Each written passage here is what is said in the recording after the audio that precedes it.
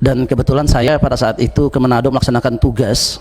Saya bertemu langsung, mungkin penumpang domestik tidak lebih dari 30 orang. Sisanya seluruhnya adalah masyarakat Tiongkok yang tidak bisa berbahasa Indonesia dan tidak bisa berbahasa Inggris. Dan saya tanyakan kepada teman-teman di bandara, ini sejak kapan? Ini setiap malam. Dan mereka bagusnya tibanya adalah selalu dini hari, di saat-saat kita sudah hampir tidak ada penerbangan lagi. Saya perlu menyampaikan ini karena saya peduli bagaimana situasi dan kondisi COVID saat ini yang kita gaung-gaungkan bersama-sama. Pembatasan, bahkan masyarakat Indonesia ini dilarang untuk mudik, sementara mereka di sini bebas masuk. Ada beberapa yang saya ingin tanyakan Pak Menteri. Ada satu, bagaimana ini pihak imigrasi di kementerian ini bisa menjelaskan hal ini bisa terjadi, dan ini setiap malam. Nah, boleh silakan nanti dikunjungin Bandara Soekarno-Hatta.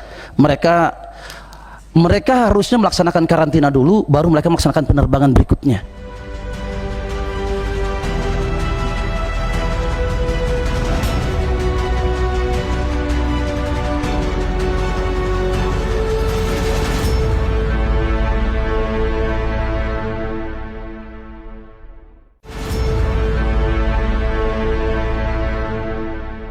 Assalamualaikum warahmatullahi wabarakatuh.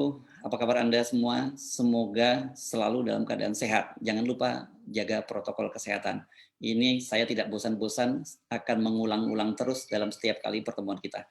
Senang sekali saya Ersino Arif juga masih tetap sehat dan bisa menjumpai Anda kembali. Menko Marinvest Luhut Panjaitan kemarin mengingatkan agar mereka-mereka yang mempersoalkan kedatangan para pekerja Cina tidak asal ngomong.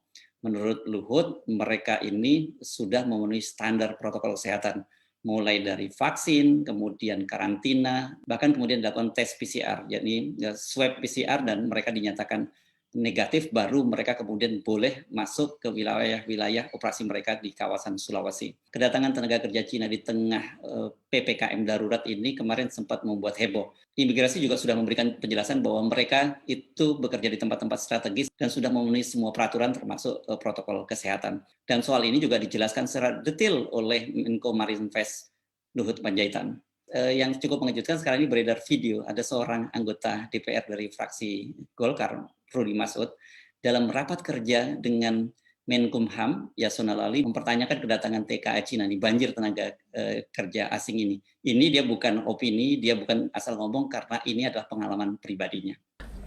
Izin Pak Menteri, saya ingin beberapa penjelasan saja.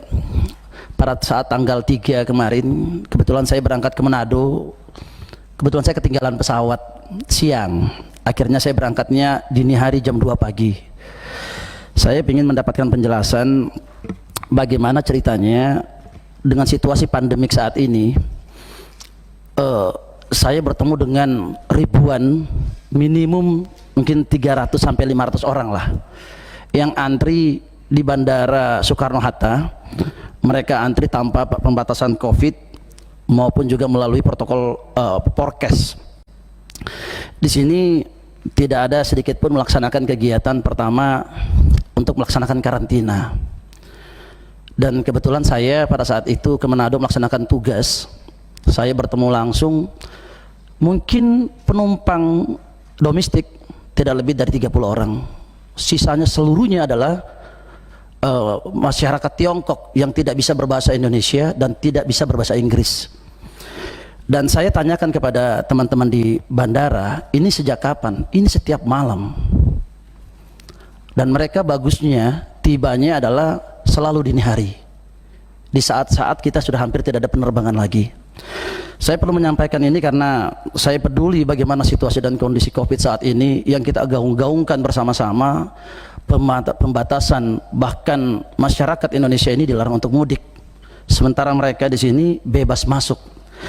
Ada beberapa yang saya ingin tanyakan Pak Menteri. Ada satu, bagaimana ini pihak imigrasi di kementerian ini bisa menjelaskan hal ini bisa terjadi, dan ini setiap malam. Nah, boleh silakan nanti dikunjungin Bandara Soekarno-Hatta.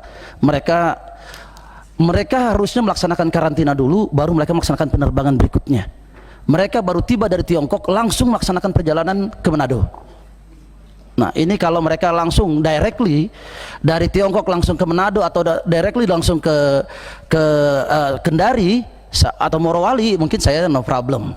Nanti di sana bisa melaksanakan karantina. Tetapi ini tiba dari Tiongkok langsung Jakarta, Jakarta tidak melaksanakan protokol COVID, langsung directly. Kita bertemu langsung dengan mereka, sementara kita setiap jalan wajib dilaksanakan antigen, PCR. Mereka tidak ada lagi melaksanakan kegiatan-kegiatan ini. Nah, ini cukup berbahaya Pak Menteri. Yang kedua, ini yang membuat warga negara ini bisa masuk ini di tengah-tengah situasi pandemik, pembatasan arus keluar masuk di Indonesia, ini fasilitasnya, ini fasilitas apa yang diberikan ini sehingga bisa memastikan kesehatan bukan hanya para turis tetapi juga warga kita, karena kita satu pesawat. Selama ini saya tanyakan mereka, terkadang mereka charter langsung pesawat, tetapi ini mereka menggunakan pesawat komersil bersama-sama dengan kita semua.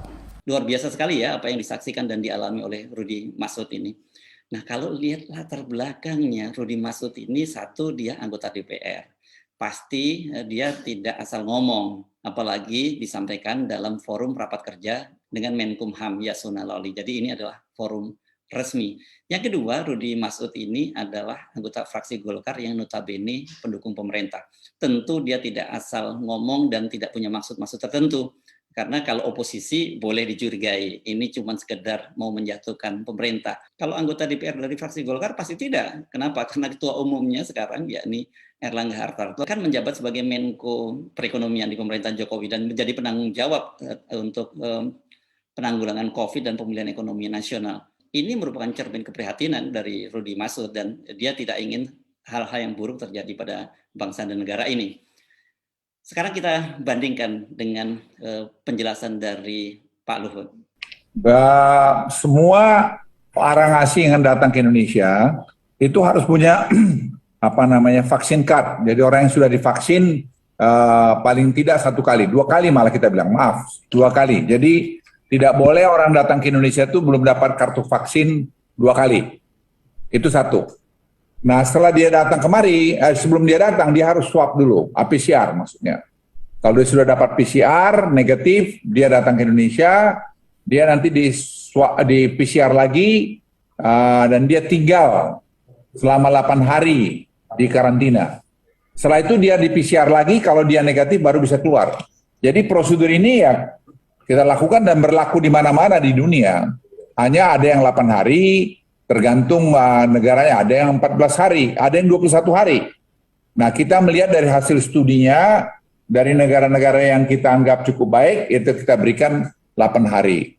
Jadi sebenarnya tidak ada yang aneh. Jadi kalau ada yang asal ngomong, ya tidak ngerti masalah, jangan terlalu cepat ngomong, itu masalah. Jadi kita kan mesti memperlakukan sama dengan apa yang reciprocal, dunia lain lakukan gitu, kita harus lakukan begitu. Nggak bisa dong bernegara itu, lu mau, gua nggak mau, nggak bisa begitu. Beda sekali ya, apa yang disampaikan oleh Rudy Marsudi dengan apa yang disampaikan oleh Pak Luhut. Sekarang saya kembalikan pada Anda semua, lebih percaya mana? Kepada Rudy Marsudi, anggota DPR dari fraksi Golkar, yang mengalami sendiri peristiwa tersebut, menyaksikan sendiri peristiwa tersebut, atau Pak Luhut Panjaitan. Semuanya terpulang pada Anda semua. Tetapi saya cuma mengingatkan, kalau masyarakat kemudian disuguhi oleh kontradiksi-kontradiksi dan mereka sendiri juga ikut menyaksikan di lapangan, sangat berbeda antara penjelasan dengan pemerintah dengan fakta-fakta di lapangan, ini kan sangat berbahaya bagi kredibilitas pemerintahan. Kalau terus-terusan memproduksi info-info yang tidak kredibel, kepercayaan masyarakat terhadap pemerintah makin lama akan kian terkikis. Saya sebenarnya sampai jumpa. Assalamualaikum warahmatullahi wabarakatuh.